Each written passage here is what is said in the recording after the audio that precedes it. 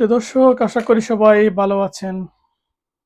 আপনারা দেখলেন একজন স্ত্রীর কান্না, তার স্বামীকে হারানোর, তার স্বামীর সাথে কাটানো সেই আবেগঘন মুহূর্তগুলোকে স্মরণ করে একজন অসহায় স্ত্রী কিভাবে কান্না করছেন। এই কান্নার পিছনে কারণ অনেকেরই জানা। একজন মানুষ পরিবারের একমাত্র কর্মক্ষম ব্যক্তি দীপু দাস, যাকে ধর্মীয় মৌলবাদীরা, ইসলামী মৌলবাদীরা হত্যা করে একজন জীবন্ত মানুষকে গাছের সাথে ঝুলিয়ে আগুন দিয়ে পুড়িয়ে হত্যা করে। এই নির্মমতা পৃথিবীর কোন ধর্ম সমর্থন করে? কেবল ইসলাম ছাড়া। প্রিয় দর্শক, ঘটনাটি ময়মনসিংহের বালুকায়। দীপু দাস ছিলেন একজন পোশাক শ্রমিক। তার ধর্মীয় পরিচয়, সে হিন্দু। তার বাবা প্যারালাইজড, সম্পূর্ণ রূপে প্যারালাইজড।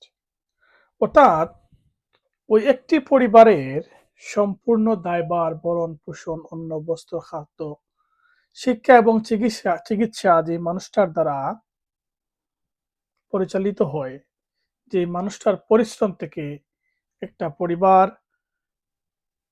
যে মানুষটার পরিশ্রমের দ্বারা চালিত হয়, সেই পরিবারের একমাত্র উপার্জনকারী একজন ব্যক্তি, যিনি গার্মেন্টসে কাজ করেন, তাকে হত্যা করে ধর্মীয় উগ্রবাদীরা।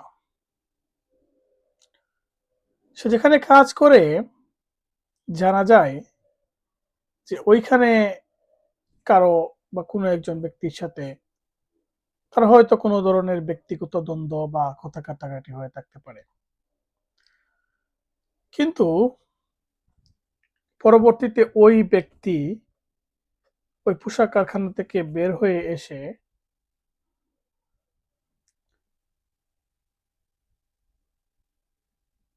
সবাইকে এটা বলে যে দীপু দাস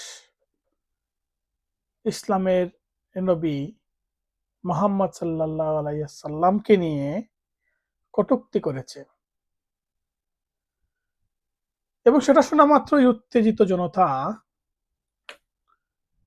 এগিয়ে যায় দীপু দাসকে হত্যা করার উদ্দেশ্যে। অর্থাৎ একজন মানুষ সত্যি কোনো কথা বলেছে কিনা, সেইটা কোনো ধরনের বিচার বিশ্লেষণ না করেই কেবল ধর্মীয় আবেগে তাড়িত হয়ে একজন মানুষকে, একটা পরিবারের একমাত্র উপার্জনকারী ব্যক্তিকে তারা হত্যা করে।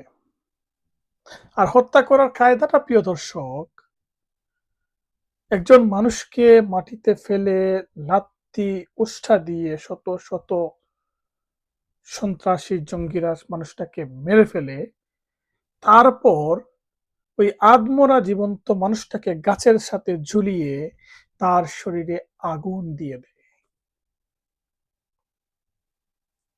এইটা কোন ধর্মের বাণী, কোন ধর্মের কথা, প্রিয় দর্শক?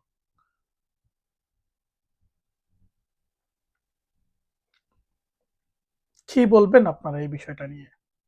এই ধরনের যে উগ্রবাদ, সন্ত্রাসবাদ, জঙ্গিবাদ, মানুষের জীবন নিয়ে খেলা করা, এইটা ইসলাম সমর্থন করে। সমর্থন করে এইটা কোনো মুখের কথা নয়। এটা সরাসরি প্রমাণ রয়েছে যে যারা ইসলাম মানবে না, সে ইসলাম অমান্যকারী হোক, সে হিন্দু হোক, বৌদ্ধ হোক, খ্রিস্টান হোক বা অন্য যেকোনো ধর্মের হোক,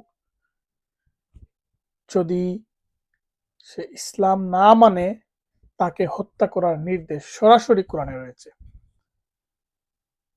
সূরা আত-তাওবার ৫ নম্বর আয়াতে বলা হয়েছে যে তোমরা যেখানেই মুসলিমদেরকে পাও তাদেরকে হত্যা করো, তাদেরকে পাকড়াও করো।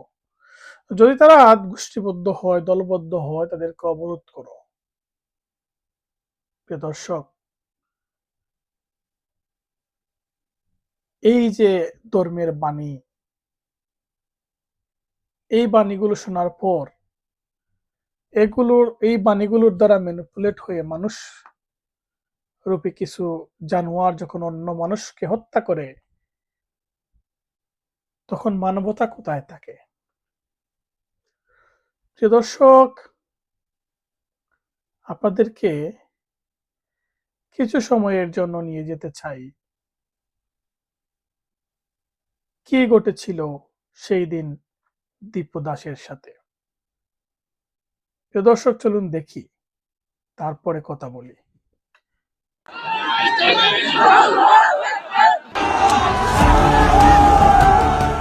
ধর্ম অবমাননার অভিযোগকে কেন্দ্র করে ময়মনসিংহের ভালুকায় পোশাক শ্রমিক দীপু চন্দ্র দাসকে চাকরি ছাড়তে বাধ্য করার পর তাকে পুলিশের বদলে উত্তেজিত জনতার হাতে তুলে দেওয়ার অভিযোগ উঠেছে কারখানা কর্তৃপক্ষের বিরুদ্ধে। র্যাব বলছে এই দায়িত্বহীন সিদ্ধান্তই শেষ পর্যন্ত দীপুর মর্মান্তিক মৃত্যুর পথ তৈরি করে দেয়। ২০ ডিসেম্বর এই ঘটনায় গ্রেপ্তার করা ১০ জনের বিষয়ে এক সংবাদ সম্মেলনে সাংবাদিকদের জানান র্যাব ১৪ এর পরিচালক নাইমুল হাসান।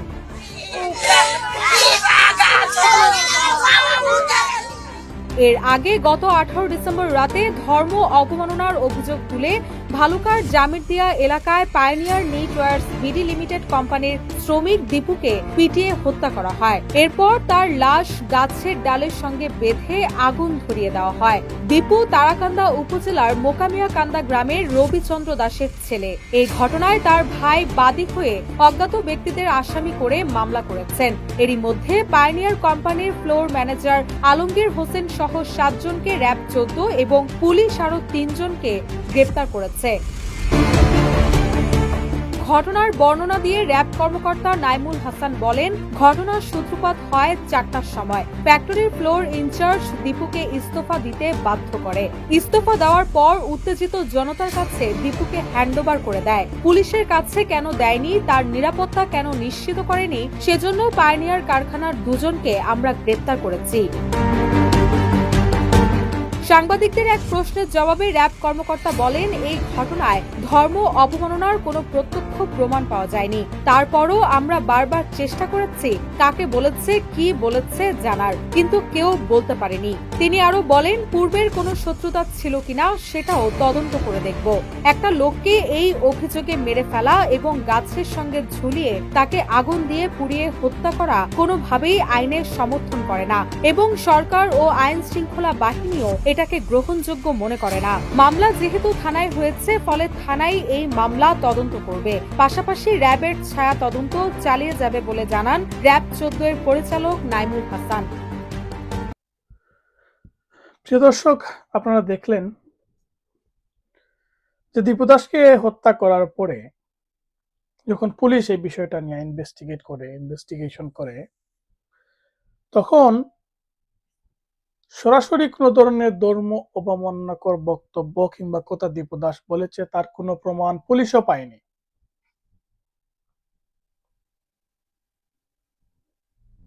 অর্থাৎ একজন নিরীহ নিরপরাধ মানুষকে নারে তাকবীর আল্লাহু আকবার বলে যেই অমানুষগুলো একজন নিরীহ মানুষকে হত্যা করে একটা পরিবারকে পুরোপুরি ধ্বংস করে দেয়, সেই মানুষগুলি কি আসলে মানুষ? এই মানুষগুলোর মধ্যে কি আসলেই মনুষ্যত্বের কোনো ধারণা কিংবা কোনো অস্তিত্ব রয়েছে প্রিয় দর্শক, এই মানুষগুলা একটি ধর্মের অনুসারী, যেই ধর্ম ইসলাম না মানলে যে কোনো মানুষকে সরাসরি হত্যা করার নির্দেশ দেয়। প্রিয় দর্শক, আপনার মতামত কি? এইরকম পরিস্থিতি যদি চলতে থাকে, একটি রাষ্ট্র, একটি সমাজ কোথায় গিয়ে দাঁড়াবে প্রিয় দর্শক? কোথায় গিয়ে দাঁড়াবে? এটা কেমন ধর্ম? এইটা কেমন ধর্মের বাণী? যেই ধর্মে মানুষের জীবনের কোনো মূল্য নাই, যেই ধর্ম বলা বলা হয় যে যদি আপনি সেই ধর্ম গ্রহণ করেন, যদি জাকাত দেন, টাকা দেন, পয়সা দেন এবং সেই ধর্ম মেনে নেন, তাহলেই কেবল আপনার মুক্তির উপায় রয়েছে। না হলে আপনি যদি যে কোনো ধর্মেরই হন, অন্য ধর্মের হলেও আপনাকে হত্যা করা সরাসরি জায়েজ। কি বলবেন প্রিয় দর্শক? কি বলার আছে? এই তো কেবল একজন দীপু দাস। এরকম শত শত মানুষ এই বাংলাদেশেই হত্যাকাণ্ডের শিকার এই সকল জঙ্গিবাদীদের দ্বারা। এই সকল জঙ্গিবাদীদের দ্বারা প্রিয় দর্শক। দীপু দাস তো জাস্ট কেবল একটা এক্সাম্পল, যেটা আমরা কিছুদিন আগে দেখলাম। এই যে মানুষ হত্যার যে হোলি খেলা, যারা ধর্মের নামে শত শত বছর ধরে মানুষ হত্যা করে আসছে, তাদেরকে আপনি মানুষ হিসাবে কতটুকু মূল্যায়ন করবেন? তারা কি মউদ মানুষ? মানুষের কি কোনো পর্যায়ে, কোনো স্তরে তারা পড়ে? আপনার চিন্তা করুন দর্শক, একটা ধর্ম, একটা রিলিজিয়ন, যেটা আপনাকে প্রশ্ন করতে মানা করবে। আপনি যদি সেই ধর্ম নিয়ে কোনো বা ধর্মের কোনো ব্যাপারে কোনো কথায় যদি আপনি দ্বিমত পোষণ করেন, যদি আপনি কোনো একটা কথাকে মেনে না নেন, অবিশ্বাস করেন, তাহলে আপনাকে কতল করা ফরজ। আপনাকে কতল করা সেই ধর্মের কথা অনুযায়ী ফরজ, মানে বৈধ, এবং আপনাকে কতল করতেই হবে। যুগে যুগে এই সকল ধর্মান্ধদের কাছে যে সকল মানুষ প্রাণ হারিয়েছেন, সেই সকল মানুষকে স্মরণ করে তাদের আত্মত্যাগের মহিমান্বিত যেন হয় সকল মানবতার প্রত্যেকটি স্তরে স্তরে, যেন সেই সকল মানুষ অমর হয়ে থাকেন। সেই সকল মানুষদের প্রতি জানাচ্ছি বিনম্র শ্রদ্ধা। সবাই ভালো থাকুন।